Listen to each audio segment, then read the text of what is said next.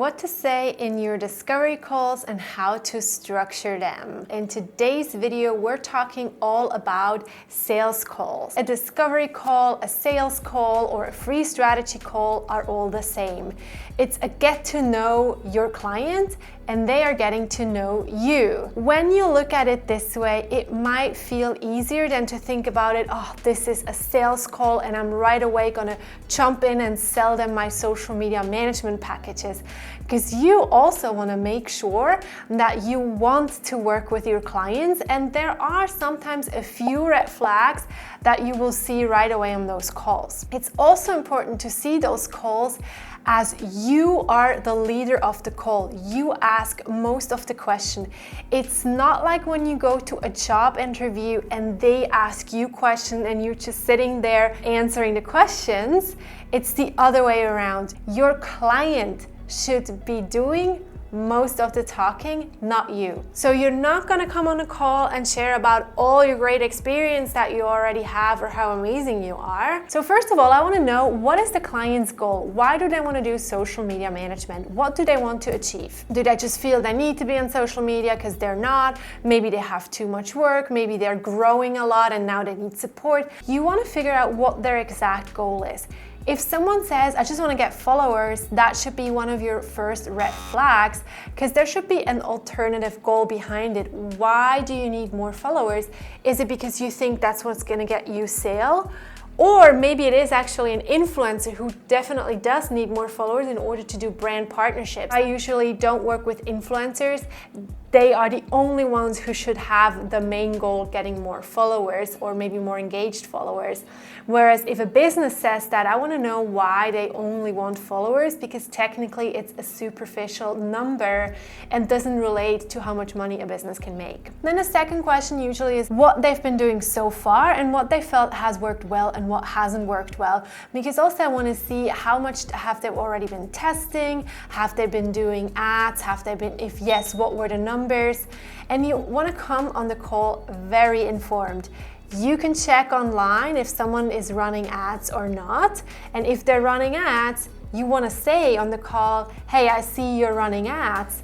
How are they going? What is your return on invest? How is the click-through rate? Do you feel like you're getting sales from it? If you see they're not running ads, you want to ask, I see you're not running ads. Why is that?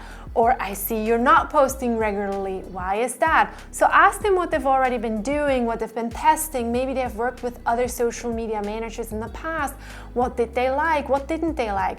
That will also give you an idea on how it will be when you work with a client. And then, as we all know, we need content in order to create a good social media strategy.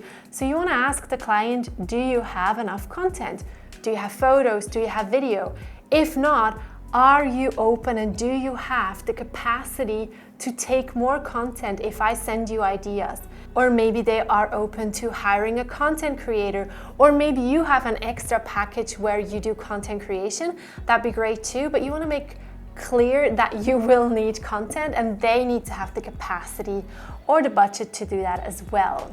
And then I ask them about their target audience. Do they have a client avatar written out? Are they super clear what their pain points and desires are? Not just they're in their 30s or like they're male or they're female. That's not gonna cut it. I want to know if they have a super clear idea about their target audience, because that's how I can make good marketing, by knowing who I'm actually marketing to. If the client has no idea about their own target audience, that would be another red flag for me. Then it's gonna be really hard for me to create content and I kind of have to figure it out myself, and maybe it's correct and maybe not. And then you can go more in depth on the onboarding call or send the questionnaire so that you can really then create a really good strategy. Once your potential client has explained all that and has been talking for a while and you feel, yeah, that's a good fit, you can share a little bit more about what your approach would be, what you think would be helpful and beneficial for them. So I usually share a little bit of what I think, what platforms would be good or what content ideas I see could be working. I'm not going to give them a full-on social media strategy for free, but rough ideas, because if they hate that and they're not into that at all, I also don't want to necessarily work with them if I already feel like that's the way I want to go. So I give them a rough idea. If they feel like, oh yeah, that sounds really good, I'm gonna share a little bit about the packages that I feel would be best for them based on what they told me. If they told me we need to get sales right away, we are selling bikinis online, we want to get those sales in right away, I'm gonna say, okay, let's run Instagram and Facebook ads, and this is my package. And if they would then say, no, actually we just want to post once a week organically on our Instagram account, then you would see there's a disconnect. Well, you just told me you want to get sales really quick. These things you can discuss on a discovery call way better than by just sending a quote. You have no idea what the client actually needs. So you don't just send a quote. If someone asks you, hey, I'm looking for a social media manager, what are your packages and prices? You need to know way more information before you actually would send that. And because you're already on the call, you can then discuss your rough pricing. If you do need to create a custom package, that's fine too, but I still like to give them a rough idea on where we're at in the pricing sector. Because if I'm saying it's going to cost you $2,500 a month and they were calculating with $400, I'm not even going to make the trouble to send the quote. If they have a rough idea and they feel like, okay, yeah, that makes sense, then you can still send the quote. I don't like to follow a script. I like to have it like fluid with my question and ask follow-up questions. But these are some of the questions that I will ask no matter what, depending on where we are in the conversation.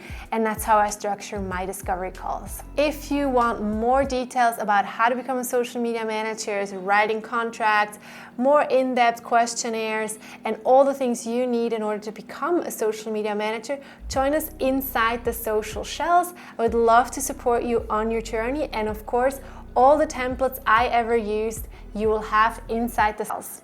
See you in the next video. Bye.